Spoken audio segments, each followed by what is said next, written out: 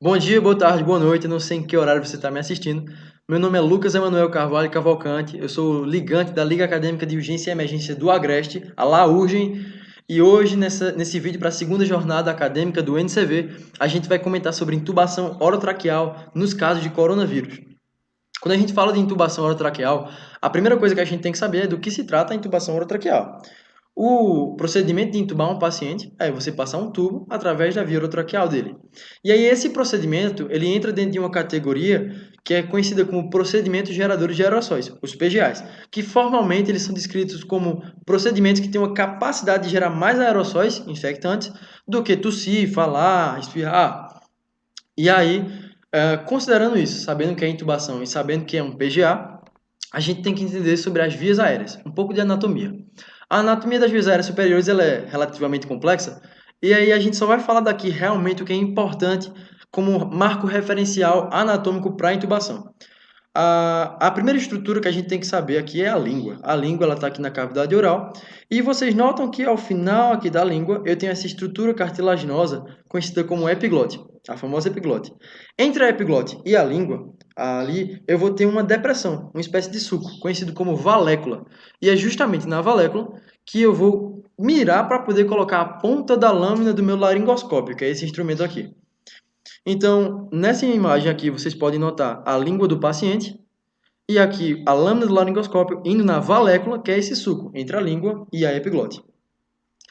Quando a gente coloca ali a lâmina, que a gente traciona ela para frente, a gente tem acesso a essa visão aqui. Mas para poder a gente entender de maneira mais didática, vamos trazer uma imagem real aqui.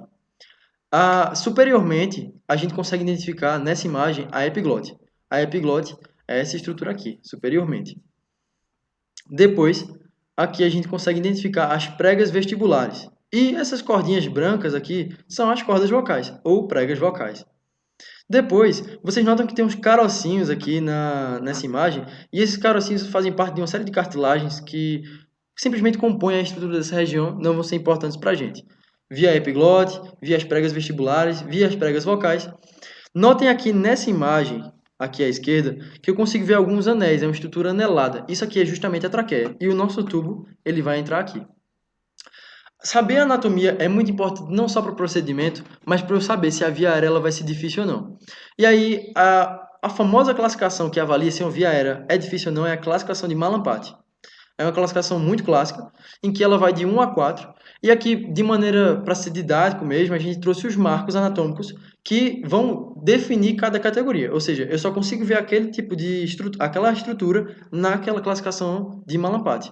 No Mallampati 1 é a única classificação que eu consigo ver as amígdalas, ou também conhecidas como pilares amidalianos. O Malampate 2 e 3, o referencial deles dois ali é a úvula. Então, Malampate 2, eu vejo a úvula completamente. E no Malampate 3, eu só vejo a base dessa úvula. Enquanto que no Malampate 4 eu não vejo praticamente nada, só vejo o céu da boca, ou seja, o palato duro. Então, Malampate 1, eu vejo as amígdalas. Malampate 4, eu vejo o céu da boca. Malampate 2 e 3, o referencial é a úvula. 2 eu vejo ela completamente e o 3 eu só consigo ver a base.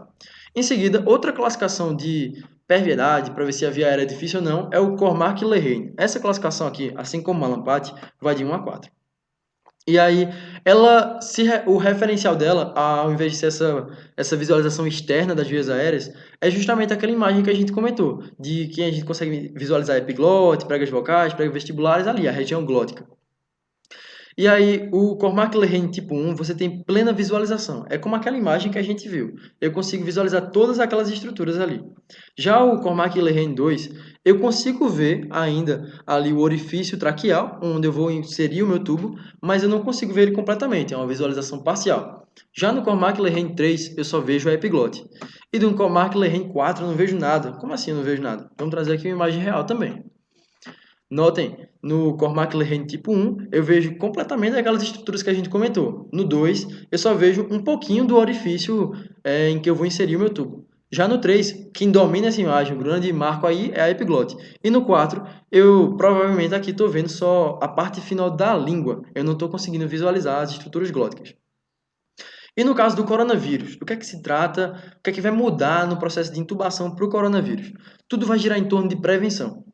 A prevenção, ela vai ser importante para poder a gente evitar a contaminação do paciente. E a importância de evitar uma contaminação não é se o paciente vai se contaminar ou não, mas se ele vai se contaminar, vai se tornar um paciente grave e vai morrer. Então, a importância disso tudo, de seguir esses protocolos, é evitar que o paciente morra. E por isso, a gente vai apelar realmente na questão da prevenção no sentido de contaminação. E a primeira coisa que é falada nessa situação de contaminação, de aerossóis, é o posicionamento da equipe. A equipe ela vai ser distribuída em 3 zonas: uma zona vermelha ou quente, uma zona amarela ou morna e uma zona verde ou fria. Por senso comum, essas zonas aí elas são distribuídas com base no risco de contaminação que eu tenho de eu estar nessa zona. E aí a equipe ela vai ser distribuída ao longo dessas zonas de maneira reduzida. A equipe é reduzida. Para poder realizar o procedimento, eu vou ter apenas 3 profissionais: o operador, que deve ser o médico mais experiente, um anestesista, um enfermeiro e um assistente, que pode ser um fisioterapeuta.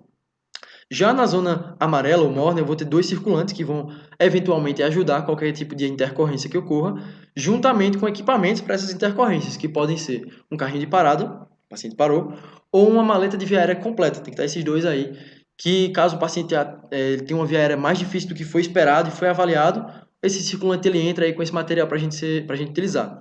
Vale ressaltar que é dito que preferencialmente essa zona vermelha ou quente ela tem que estar em uma pressão negativa, que é para diminuir o risco de aerolização. Novamente, prevenção.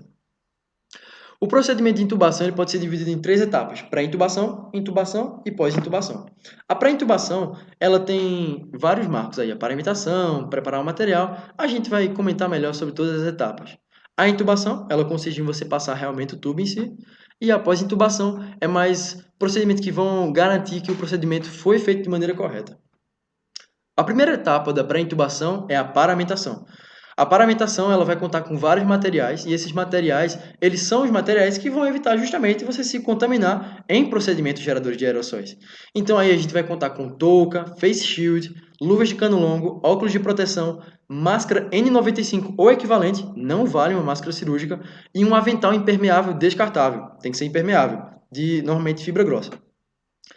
Em seguida, estou paramentado, fiz a escola, me paramentei completamente, eu vou preparar os materiais.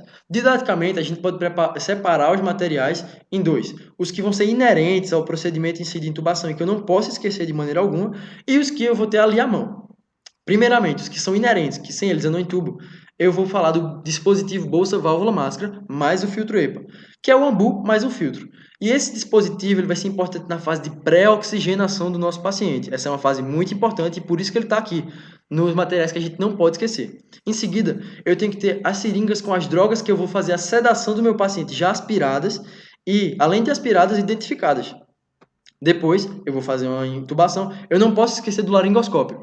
E aí, as diretrizes, para poder evitar justamente a aproximação do médico que vai intubar com o paciente, dizem que, se tiver disponível, use o videolaringoscópio. Caso não, que infelizmente é a realidade do SUS, a gente vai ter ali na mão o laringoscópio comum.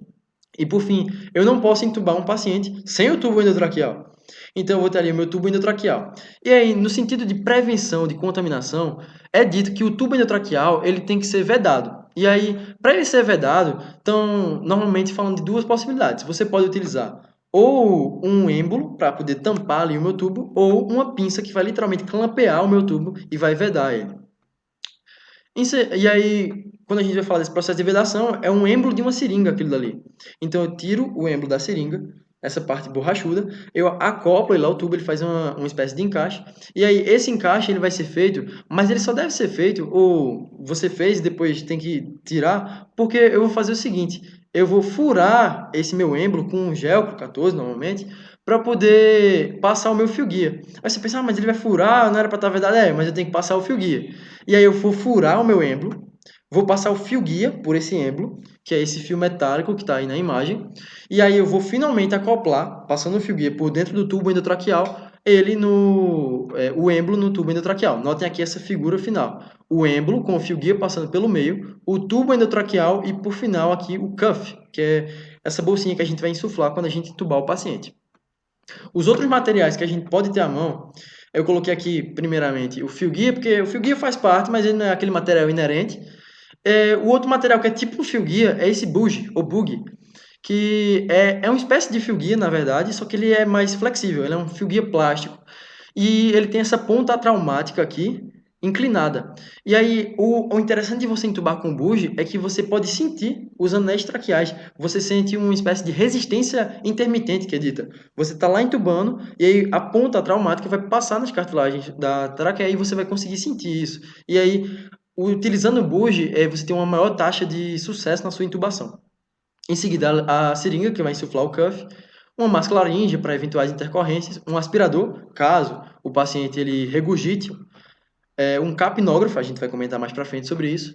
E ali, se o paciente ficar hipotenso, alguma coisa, eu tenho que ter na mão ali um soro, cristalóides e drogas vasoativas, como noradrenalina, enfim. Aí, quando a gente vai falar de pré-oxigenar, lembrem, eu coloquei essa imagem ali naqueles equipamentos que são inerentes ao processo de intubação.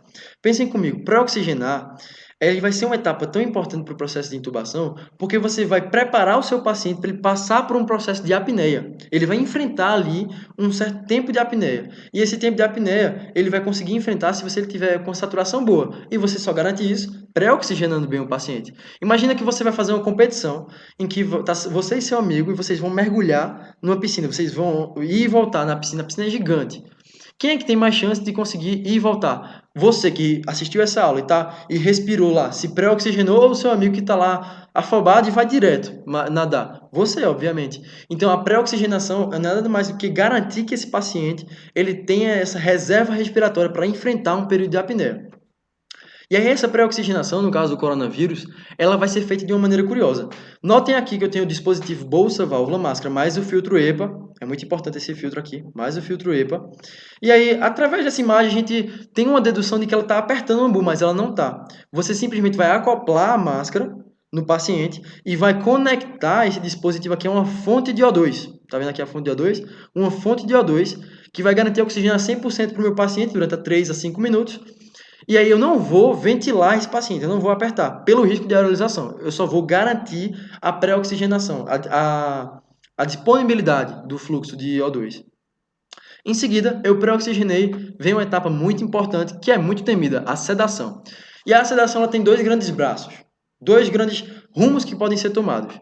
Uma sequência rápida e uma sequência tradicional. Na sequência tradicional, eu dou um analgésico forte, normalmente um opioide, um hipnótico, para ele não lembrar do procedimento, e um bloqueador neuromuscular. Depois, eu ventilo o meu paciente e aí eu intubo. Na sequência rápida, que é aquela que é feita no trauma ou nesses pacientes, eu vou também usar um opioide, que é um analgésico forte, um hipnótico, um bloqueador neuromuscular, e aí, ao invés de eu ventilar, eu intubo logo, porque se eu ventilo ele depois de sedar, eu vou aumentar o risco de aerosolização. Então, obviamente, no caso dos coronavírus, é a sequência rápida que a gente vai utilizar. No caso, eu falei analgesia, e os grandes mestres da analgesia, por isso que eu coloquei no slide anterior, são os opioides. E aí, nos opioides, a gente tem várias possibilidades. Só que o mais difundido é o fentanil, mas eu posso ter remifentanil, afentanil, sulfentanil, enfim. Esses opioides eles vão garantir a analgesia do paciente. Por quê? Porque o processo de intubação ele é extremamente doloroso. Ele é um dos procedimentos mais dolorosos que um paciente pode sofrer, por sinal. Então, se eu não faço uma analgesia eficiente para o meu paciente, ele vai sentir muita dor. Ele sentindo muita dor, ele tem uma liberação adrenérgica. O nosso corpo ele reage à dor. Ele foi feito para isso. E aí a frequência cardíaca vai lá em cima, a pressão vai lá em cima, e isso é ruim para o paciente. Um paciente ele pode começar a infartar por causa disso. Então eu tenho que garantir que a dor ele não vai sentir. Por isso são os opioides que são as melhores opções nessa analgesia. Contudo, alguns protocolos eles falam do uso de lidocaína. E eu coloquei um asterisco porque lidocaína não é opioide, mas a gente vai comentar mais para frente sobre a lidocaína. No caso dos hipnóticos, a importância da hipnose é você garantir que o paciente ele não lembre do procedimento. E aí eu tenho várias opções. Ketamina, etomidato, propofol, midazolam. O que vale é o que você souber usar. Existem alguns que têm vantagens e desvantagens. Mas isso daí vai do anestesista, do médico que vai intubar. A gente vai comentar um pouco mais para frente também sobre as recomendações. A questão de contraste aí. E por fim, o bloqueador neuromuscular, que é uma etapa muito importante no caso do paciente, no caso do intubação, porque você vai deixar o paciente molengão lá, e isso vai ajudar muito no acesso à via aérea. E aí, Os dois grandes representantes aí, mas tem outros também, a succinilcolina e rocurônio. Sendo que a succinilcolina ela tem algumas vantagens, ela é mais estável ao clima ambiente. Isso daí varia também, novamente, da mão de quem está fazendo essa sedação. E aí, é aquela coisa que eu falei, na medicina sempre, expectativa, realidade. Uma coisa é o que está sendo falado, outra coisa é a prática. E aí, eu coloquei aqui esse fight. O que é que tem de recomendação e o que é que na verdade é? A recomendação, ela fala do uso de lidocaína, ketamina e um bloqueador neuromuscular. Ela também dá outras opções, mas ela dá margem a esse tipo de sedação. E eu coloquei aqui na contramão uma possibilidade de outra sedação e eu vou comentar o porquê disso.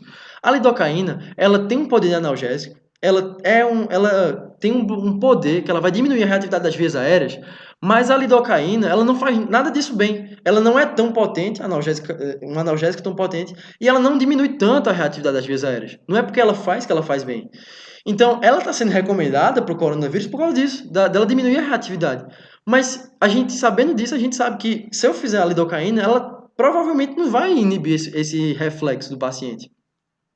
E aí, na contramão, a gente tem os opioides, que são aquela classe que eu falei. Eu posso utilizar o fentanil, que é um opioide forte, vai garantir a analgesia do paciente. E a importância da analgesia a gente já comentou, é porque é extremamente doloroso e isso pode desencadear uma resposta adrenérgica muito poderosa no meu paciente.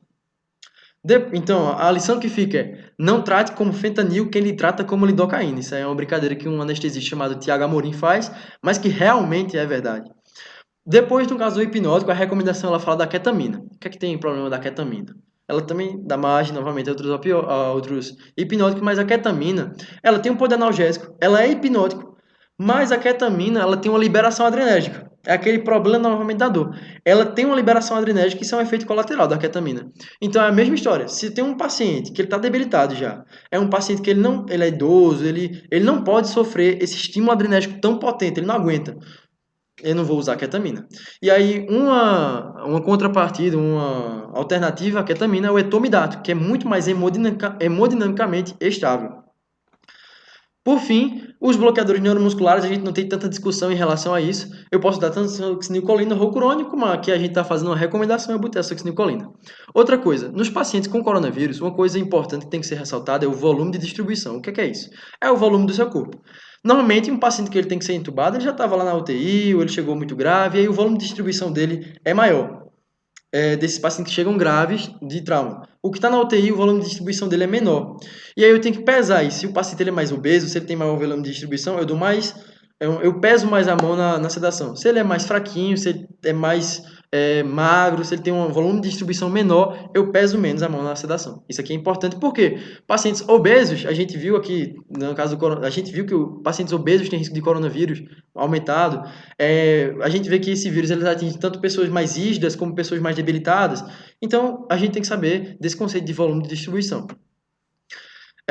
Em seguida, quem é o verdadeiro diminuidor da aerosolização? A gente falou de drogas, da lidocaína, que era por causa disso, mas na verdade tem aquela coisa de teoria prática. A gente falou do tubo, que tem que ser vedado, mas a verdade é que o grande diminuidor desse procedimento, da aerosolização, quem ganha o troféu de que vai diminuir tudo, é o bloqueador neuromuscular.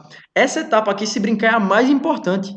Tanto é que é dito que se você garantir que você fez um bloqueio bem feito para o seu paciente, você pode abrir mão de vedar o tubo endotraqueal dele. E aí, a vantagem de você abrir mão disso aí é que você pode utilizar o buggy, ou o bug, porque você pode até tentar passar o buggy pelo êmbolo, mas é mais difícil do que o fio guia, que é aquele fio metálico. E aí o buggy ele aumenta a taxa de sucesso da intubação de 87% para 95%. É um ganho potencial muito interessante e tudo graças ao bloqueador neuromuscular. É a etapa, se brincar, da sedação mais importante. Seguido, ceder meu paciente, vou posicionar. E aí a posição que é dita é a posição do cheirador. O pessoal esquece da posição do cheirador. O que é a posição do cheirador? Quando a gente sente um cheiro característico, a gente não levanta o rosto para poder sentir cheiro. A posição do cheirador é justamente isso. É uma manobra que preconiza que você eleve a cabeça do paciente através da colocação de um coxim na região occipital dele. Não é na região escapular, isso é um erro muito comum. Na região occipital. Então, ao invés de eu tentar entubar um paciente em decúbito dorsal horizontal, eu vou agora tentar entubar ele com essa posição do cheirador, alinhando o eixo oral com o eixo da laringe. Então, isso vai garantir um acesso à via aérea melhor. Às vezes o paciente nem é via aérea difícil, mas você deixou a via aérea dele difícil. O posicionamento é muito importante, não esquecer. Depois, na parte de intubação, com a mão esquerda, não é a mão direita, com a mão esquerda eu vou segurar o meu laringoscópio. Colocar ele na parte direita, no canto direito da boca e afastar a língua para a esquerda. Você é destro, não sei o que, mão esquerda. Porque a anatomia do material foi feita para ser utilizada dessa maneira. Vocês podem ver aí a lâmina, ela tem esse design que é para poder ser feita desse modo. Em seguida, passei. Se Deus quiser, não é via área difícil, você viu essa imagem, vê ali as pregas vocais, aquela coisa toda, viu essa aula, você sabe a anatomia bonitinha. Vou passar o meu tubo nessa traqueia. Passei o meu tubo, consegui entubar o meu paciente. Tiro o meu laringoscópio, insuflo o meu cuff, insuflei o cuff, vou aí tirar o meu fio guia, que estava ali com o êmbolo. Medida que eu tiro, coloco a pinça forte para poder vedar esse tubo. Pincei esse tubo, conectei o ventilador que está no modo de espera. O ventilador está no modo de espera. E também está com filtro EPA. Se lembra aquele filtro EPA lá da bolsa válvula máscara, do Ambu? Ele tem que também estar no ventilador mecânico. Pincei, vou tirar essa pinça, aí vou finalmente ventilar o meu paciente. E aí a gente tem que lembrar de algumas coisas antes de passar para pós-intubação. Quando a gente for intubar um paciente, a gente tem que saber da maestria com o laringoscópio. E essa imagem aqui, ela é muito difundida, e é a verdade. Você não precisa fazer força com o laringoscópio, você só precisa utilizar ele de maneira correta. E aí vocês podem ver que o anestesista ele nem segura com o punho, ele segura com os dedos. Por quê? Não é para você girar o laringoscópio, é para você fazer um movimento de empurro da mandíbula. Então, inclusive esse movimento de báscula, ele pode lesar os dentes do paciente, cuidado. Então eu coloquei lá o meu tubo com maestria, segurando só com os dedinhos, aquela coisa bonitinha, empurrei, fiz a intubação. Outra coisa, em relação ao laringoscópio, eu uso a lâmina de Macintosh ou a lâmina de Miller? Peraí, tinha essas duas opções? Tem. Normalmente, o que é utilizado é essa lâmina curva, que todo mundo conhece, é a lâmina de Macintosh. Mas uma opção é a lâmina de Miller. Para que serve a lâmina de Miller? É justamente naquelas vias aéreas Cormac-Lehane 3, em que a epiglote está lá caída. Essa lâmina reta, ela tem uma anatomia de lâmina que foi feita para pescar aquela epiglote caída. Então, é uma alternativa interessante para pacientes que têm uma epiglote caída. Finalmente, pós-intubação. No caso de pós-intubação, a gente fez a intubação, a gente teve a maestria toda que a gente comentou aqui nessa aula. E aí, o que é que eu vou fazer na pós-intubação? Eu vou ventilar o meu paciente. E para ventilar, eu tenho que saber se eu estou ventilando ele corretamente. Antigamente, a gente utilizava o estetoscópio para poder fazer a conferência se o pulmão estava sendo ventilado. Contudo, o que se tem dito para ser utilizado é o capnógrafo, que vai ser um instrumento que, através de ondas, vai me dizer se eu estou sendo ventilado. E isso está sendo feito, está sendo excluído o estetoscópio, por quê? Pelo risco de você se aproximar do paciente e se contaminar. Novamente, tudo gira em torno da prevenção.